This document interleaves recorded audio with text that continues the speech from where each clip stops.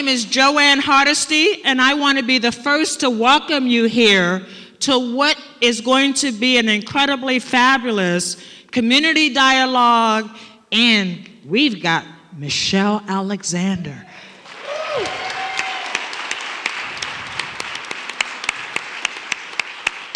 I can tell you that everybody wanted Michelle Alexander. Everywhere we went, people were like, do you know Michelle? Do you know Michelle?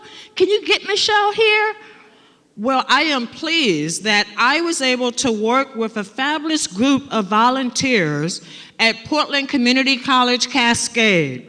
And I want to name them by name because let me tell you, there are times that people come to our community and we read about it in the paper after they left.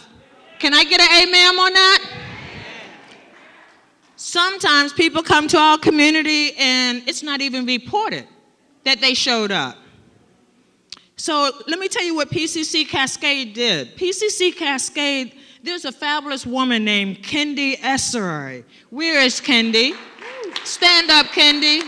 Where is she? She was a woman that worked hard to get Michelle Alexander to come to Portland, Oregon. But she did it with a stipulation. And her stipulation was she would only do it if we could do it in partnership with the community. And so I want to personally thank Kendi for that vision of what was possible. Hey, Kendi, I said all those nice things and you weren't even in the room. Here's the fabulous woman that made this evening possible. Thank you, Kendi. But in addition to Kendi, Rachel Black Elk, Daniel Smith, Michelle Garcia, Jane Zunkel, were all on the planning committee, the core planners. Would they all please stand up and take a bow for all the work you did to make today happen?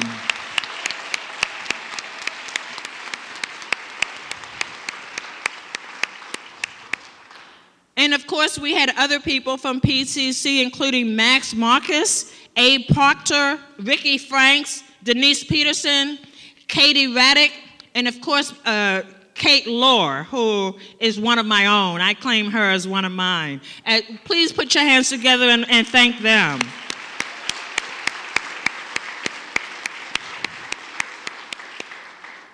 And of course, I have to say thank you very much to the president of Portland Community College Cascade, Preston Pullums, for his help in making this evening's program possible.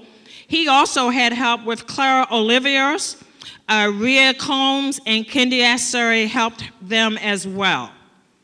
So why are we here today? And let me stop and say, we are in Emmanuel Temple, a community church in our community that does incredible work. So let's thank Emmanuel Temple for allowing us to be here today.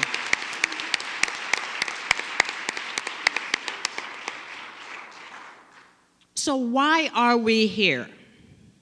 I'm going to tell you a quick story that tells you the difference that a few people can make. On March 31st, 2012, a group of 10 people came together in Reflections Coffee Shop in Northeast Portland and decided that for the next 4 weeks, we were going to read Michelle Alexander's book. And we were going to come together every Saturday morning, and we were going to talk about this book until we had completed it.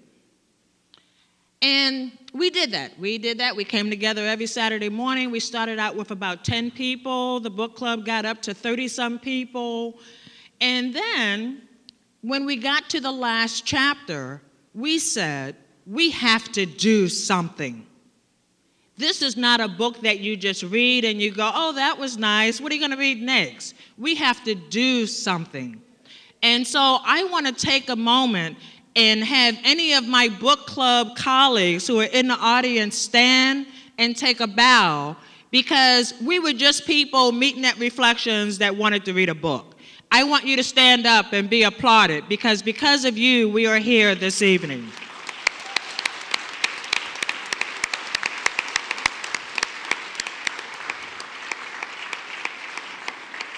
So when people tell you you need a title, you need a position, you need to actually, have some letters behind your name to make a difference, I would challenge that.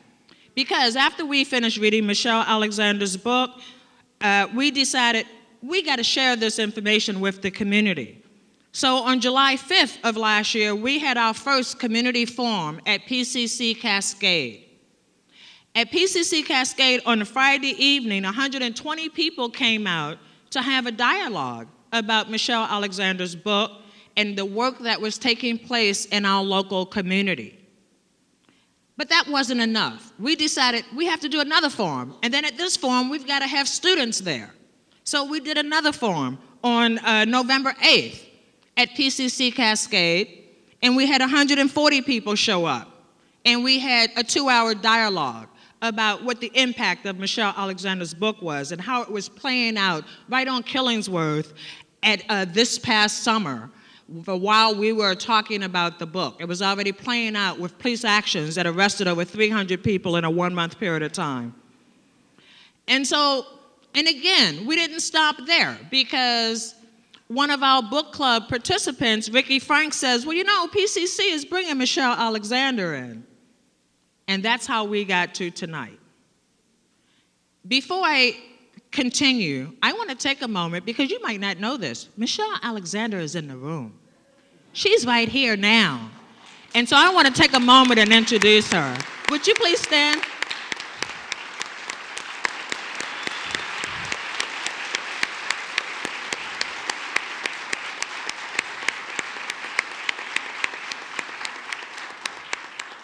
So the theme for this community panel is a community response, the new Jim Crow and its impact on racial justice in Portland.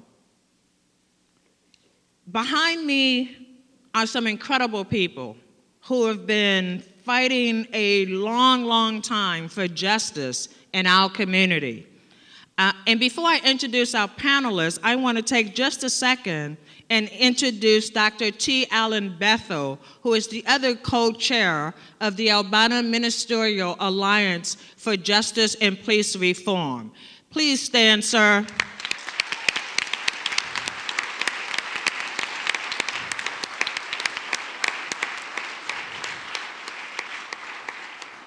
He is the other half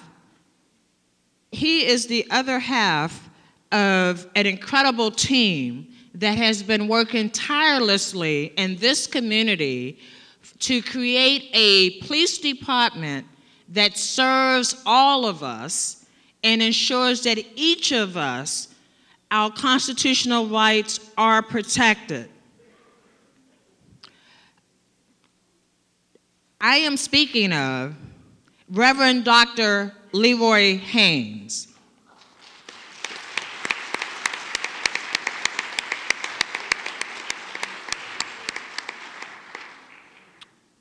I could read this very long resume of Dr.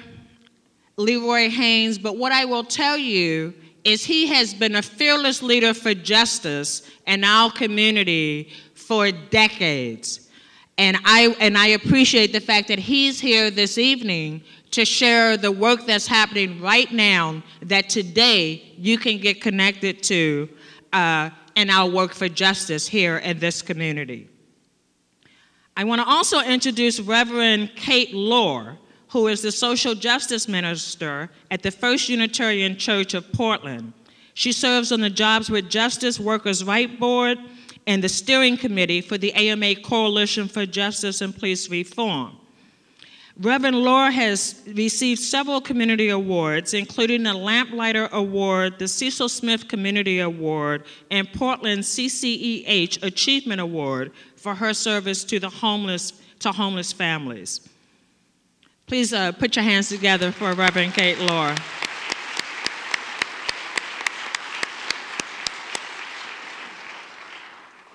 Our next panelist, Casey Jama, is the original founder of the Center for Intercultural Organizing. He was born into a no-man family in northern Somalia.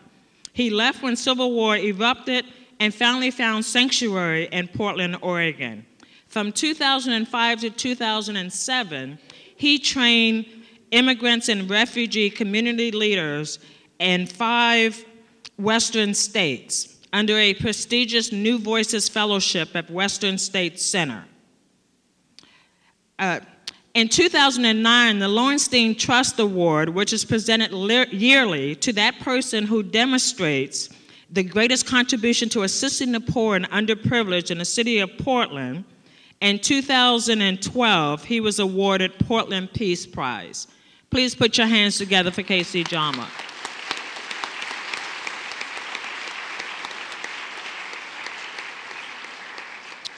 And last but certainly not least is Daniel Smith. Daniel Smith is widely known for his involvement in social justice issues locally and abroad. In 2008, Mr. Smith traveled internationally to Ecuador to study the impact of large oil companies in developing countries. Shortly after his return, Mr. Smith presented to the Portland City Council members demonstrating the long-term effects on the Amazon rainforest ecosystem. When Mr. Smith isn't actively pursuing his degree, he is leading the Black Student Union at PCC. Please put your hands together and welcome Mr. Daniel Smith.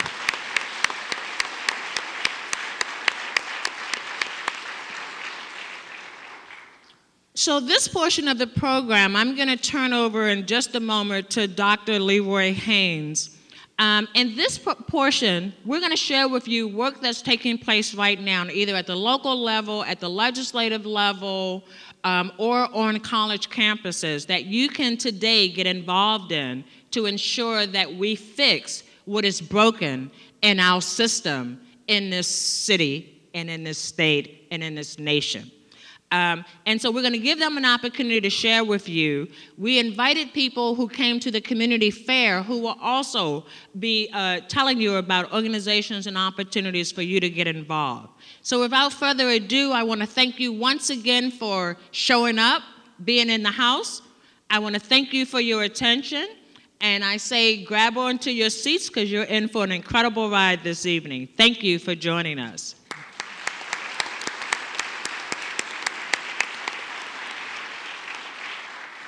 And just before I turn it over, I want to thank KBOO for live streaming our program here this evening, 90.7.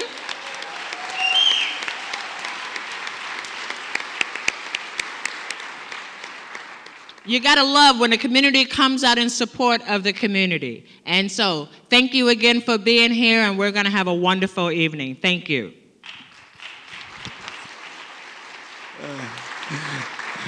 I just want to take a moment to share and thanks for the great group of people that made this happen to bring this eminent scholar and superb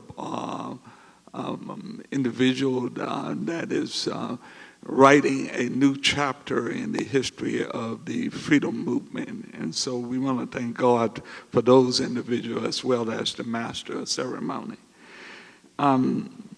There are so many facets that emerge with this prophetic and data-driven book by Michelle Alexandra. She's scholarly take the cover off the state-sponsored mass incarceration of Black people and the cover off of the post-racial society that many thought came with the inauguration of President Barack Obama.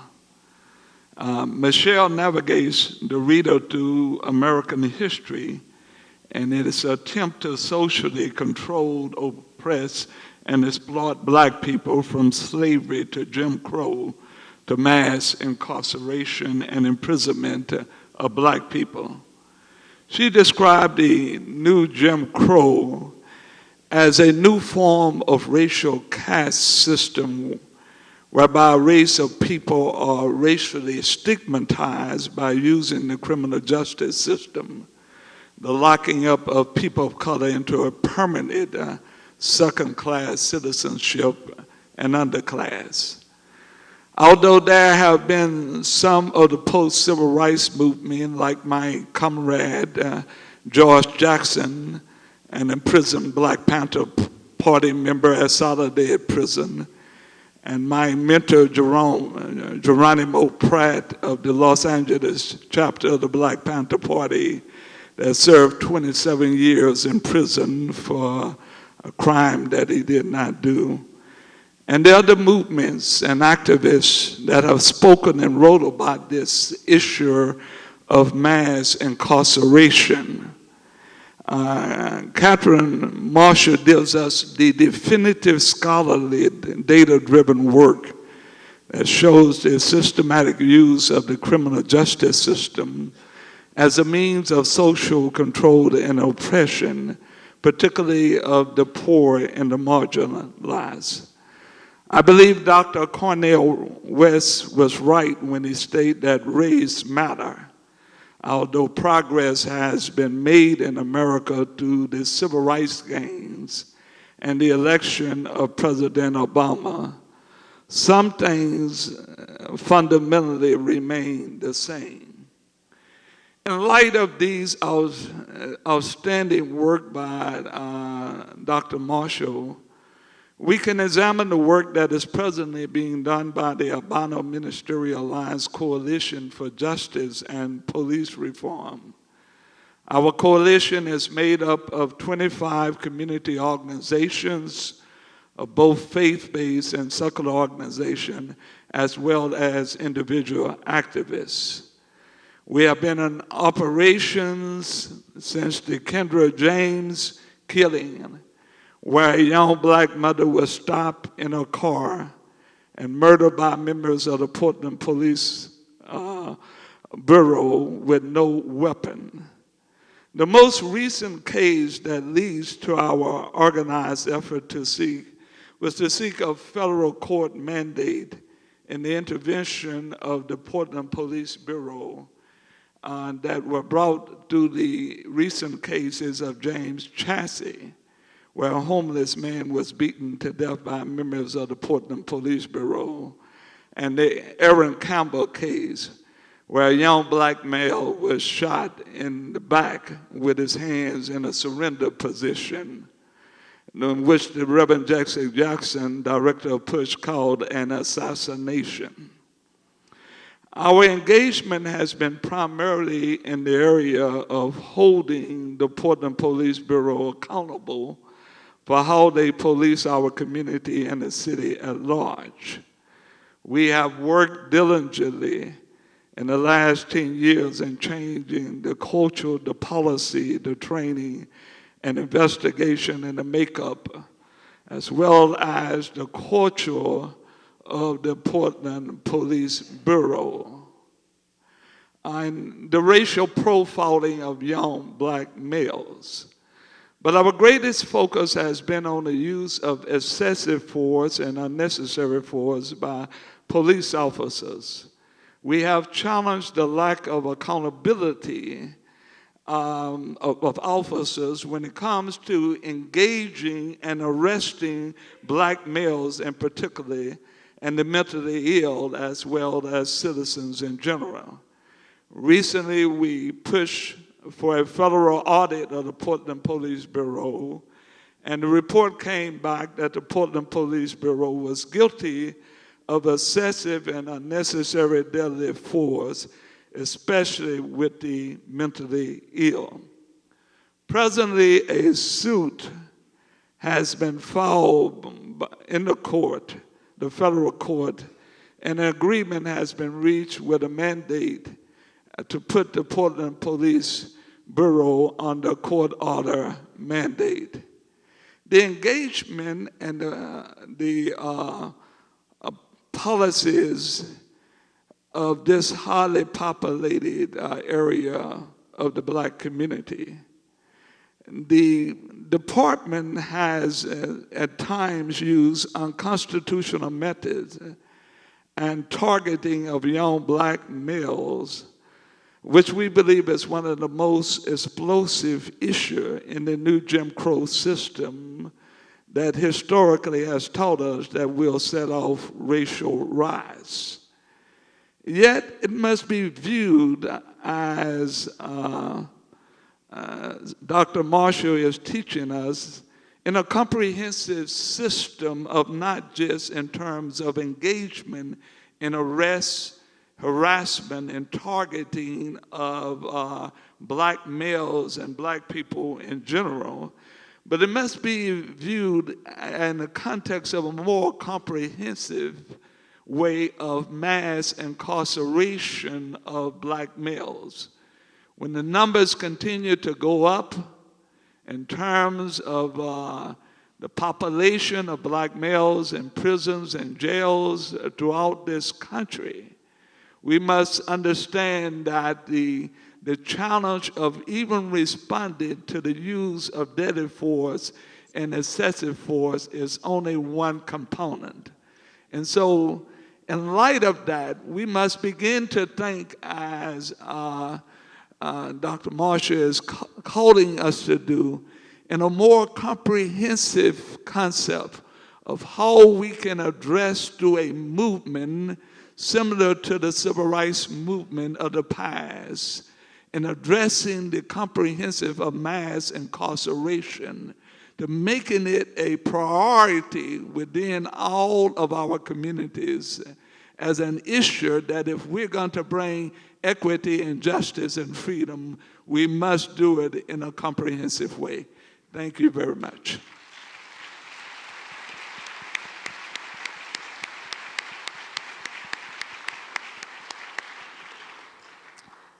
Thank you, Dr. Haynes. I'm lucky enough to consider Dr. Haynes one of my mentors, and I learned a lot from him. We worked together on the Albina Ministerial Alliance Coalition on Justice and Police Reform, and it has made all the difference. Now, the reason why I said yes to come in here is because I'm somebody who identifies as white, and I want to speak most specifically to the other white folk or people who identify as white in the audience. You see, because of Michelle Alexander's brilliant work, we're having a national debate that's a long time coming, but oftentimes when a book like this comes up, we do a lot of talking about it. We see the injustice, but then we don't change it. And my denomination, I'm a Unitarian Universalist minister, social justice minister at First Unitarian downtown. And as a denomination, we've had Michelle Alexander come speak to us as ministers and lay leaders. And we have been appalled by what we've read. It's a very difficult book to read. I just can't do it very long at a time. I've had to take it in little pieces because it's so devastating and so unfamiliar to me as a white person. So my church and my denomination have historically been white, but like many denominations that have historically been white, we've had this goal to become multicultural. Year in and year out, we set this goal, and we haven't met it, and that has caused us to have some introspection. How is it that this is not happening? Could it be that our good intentions might be part of the problem? You think? Well,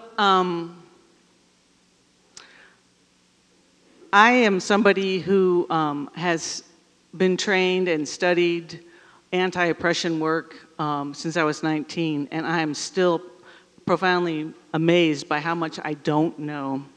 But I want to encourage the persons who identify as white in here to become involved, and this is why. Because, and I'm taking this from a person, I saw this quote on the kitchen door in a church in New Orleans, and I had gone down there with some folks in my church to do some reconstruction of the homes down there after Katrina, and the poster said this: "If you have come here to help me, you are wasting your time. But if you have come here because your liberation is bound up in mine, then let us work together."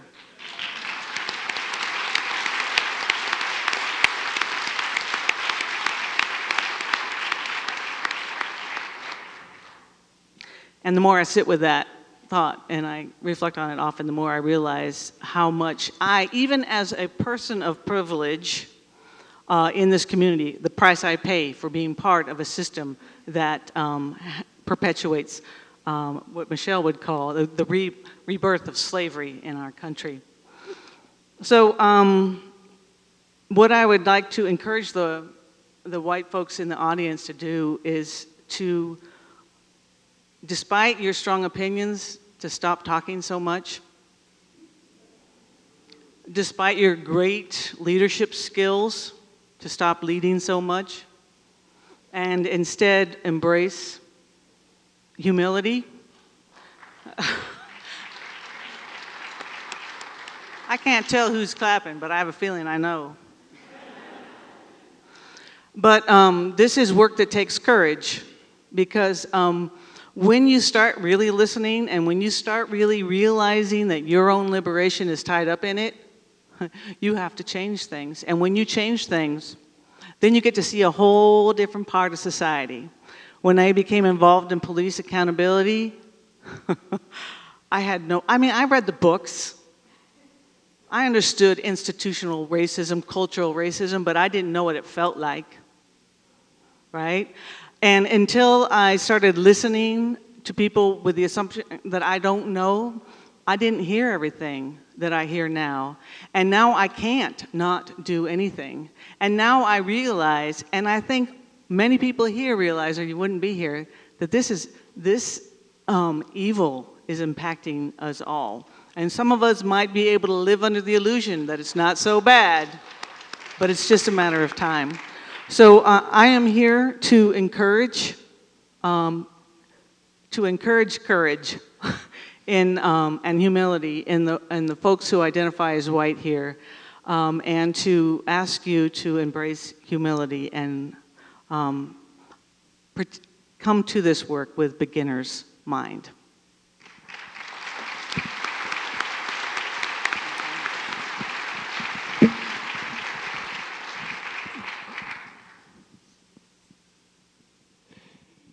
Good evening, folks. My name is Casey Chama, and first of all, I want to thank folks who organized this amazing event, and also I'm really, really grateful to share space with Dr. Leroy and Kate and Danielle. I'm going to be brief.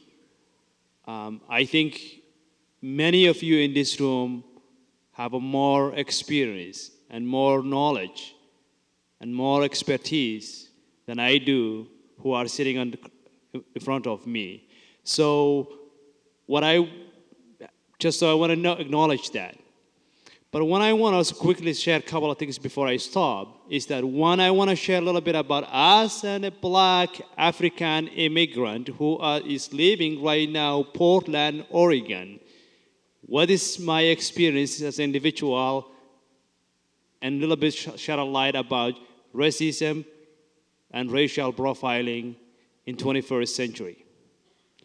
Then I will a little bit share with you about some of the work that I'm involved and some of the communities that we're working and how we're trying to address those challenges and what are some of the key lessons that we learned from this work.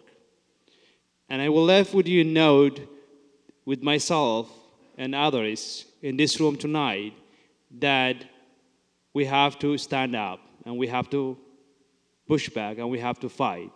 And it will take all of us to challenge this issue. So let me start this. I came to this part of the world in North America about a while back as a young African man who don't know nothing about racism and nothing about racial profiling. I thought racism was something in the past 16th century, 17th century, 18th century, and America, the way we've been taught by the Hollywood movies and by the books that we studied, that America is a land of opportunity only if you work hard. And those brown folks who are living in America, who are not making it, it is due because simply they are lazy and they're not trying. That's what we've been told. That's what we've been shared.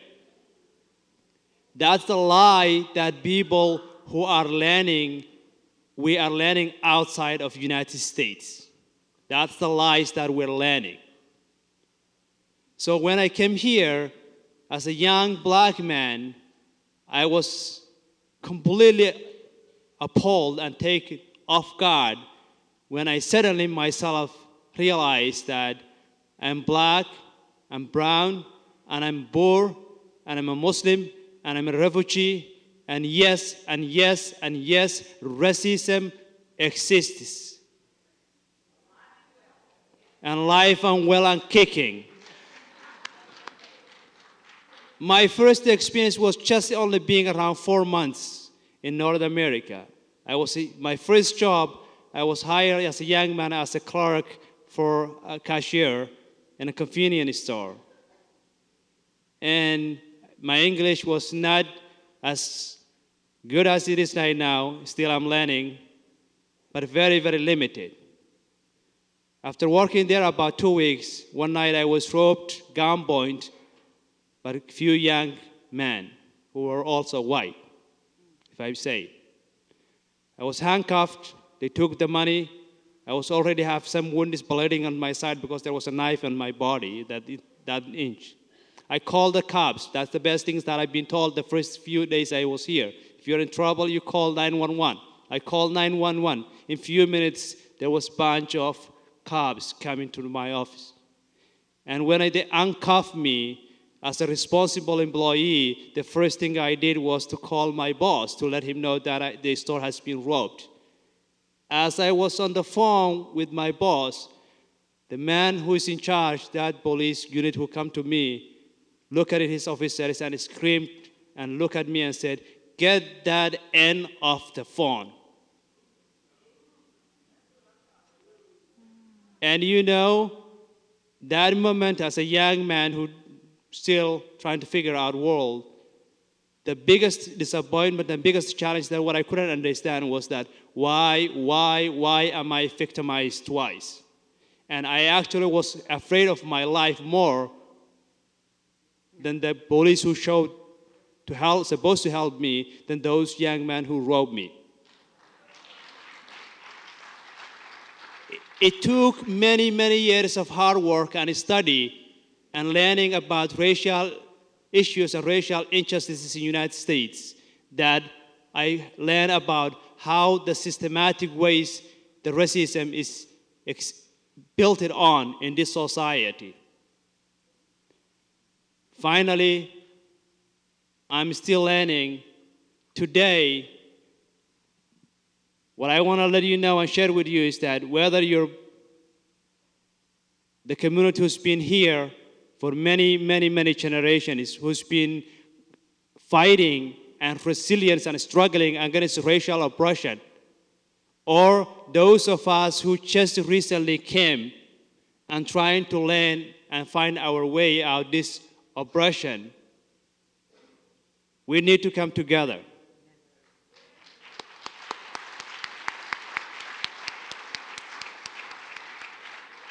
We need to liberate ourselves. We need to liberate our own personal lives. And we have to liberate our community. We're not going to expect the system to come and liberate us. You know what I'm talking about, those folks who are in this room. If we think the Portland City Hall is going to solve our issues, if you think Salem is going to solve our problems, you know, the civil rights movement teaches us that when our community stands up its rights, when we stand in our feet for against oppression and machine, ultimately we will win and we will prevail. So in conclusion, what I want to offer you tonight as a refugee, that one thing that I analyzed in Portland, Oregon, and let me speak to folks for a minute for our white friends in this room and who are also listening. I am not afraid to say the word white. And I want to let you know, let me talk to you for a minute. There is an issue in Portland and in Oregon. We are afraid to talk about race and racism and racial justice. We have to confront with that. Whether you're black, brown, Latino, African American, Native American, white, we have to confront with that. That's number one thing I want to leave with you. Number two, we as immigrant refugees who are coming to this country, we have a lot to learn from our African American brothers and sisters and Native American community. We have to come to you. We have to seek your knowledge and struggle.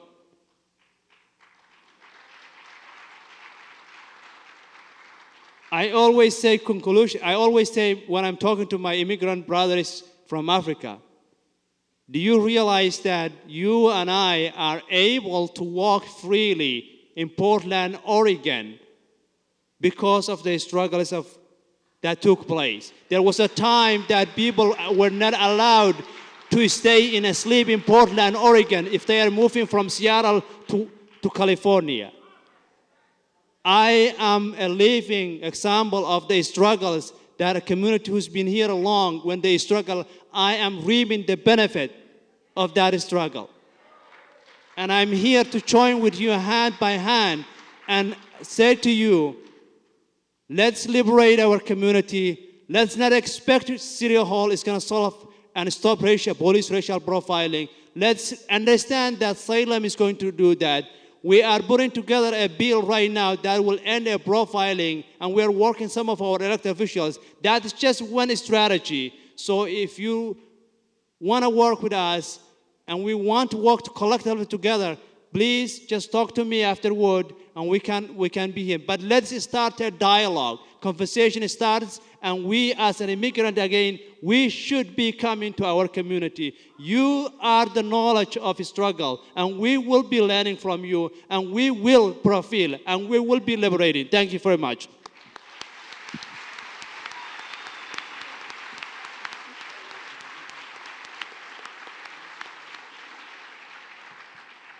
Hello, hello. Can you hear me? Amazing. My name is Daniel Smith. I'm a part of our student leadership at Cascade and also the Black Student Union coordinator here. My experience as a person of color has been very rocky. As a young man, I really didn't understand the things that were taking place. All I understood was the words of wisdom from my parents. They told me to stay in your books. Don't worry about what's going on out here. If you get an education, everything will be fine. And when I got older, I really learned this was not true.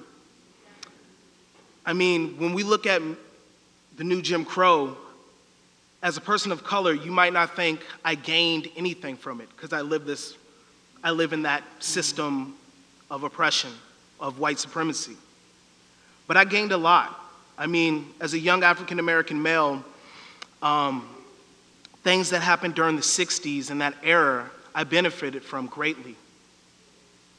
And really understanding what the face of racism looks like. Because right now, I think we're really confused on what racism is. Because it doesn't have a face like 100 years ago. It doesn't look the same. And it's not a color.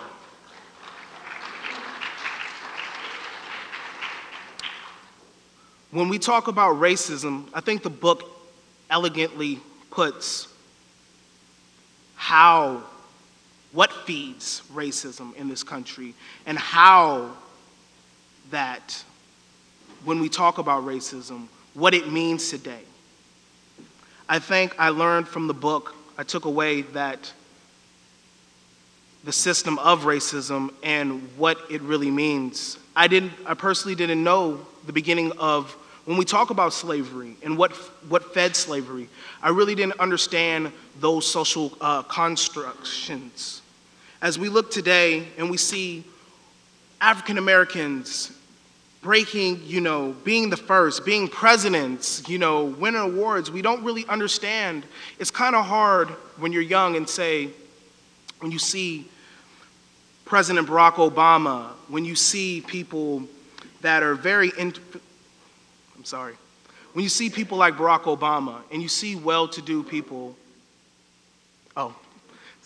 when you see people like Barack Obama and you say to yourself, what is that what success looks like, or what am I doing wrong?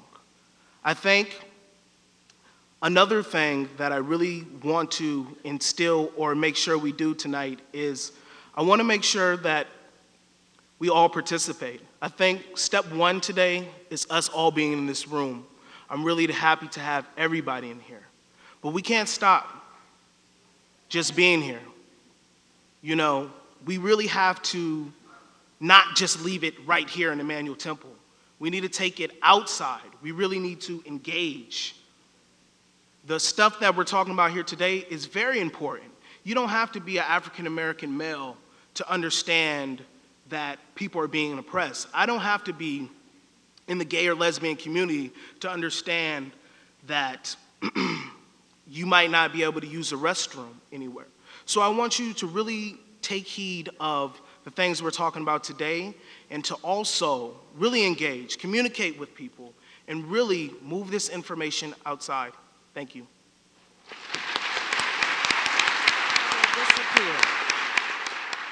So I want to take a moment and really put your hands together for this incredible panel that we have here.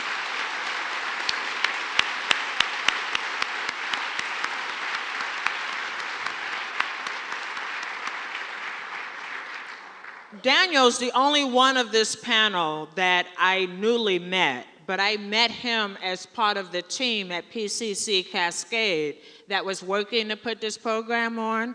And I can tell you that each of these individuals on this panel are extremely humble individuals, because there is no way that they told you even a smidgen of what they do for our community.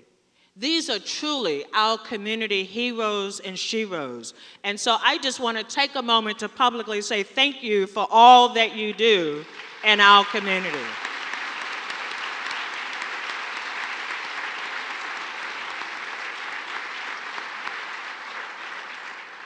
And I know the future's in good hands, because we have leaders like Daniel who are stepping up to the plate to make sure that his voice is heard and that he's strong and he's clear about why he's getting an education. So I'm looking forward to him taking over. Now I want to, yes, give him a hand for that.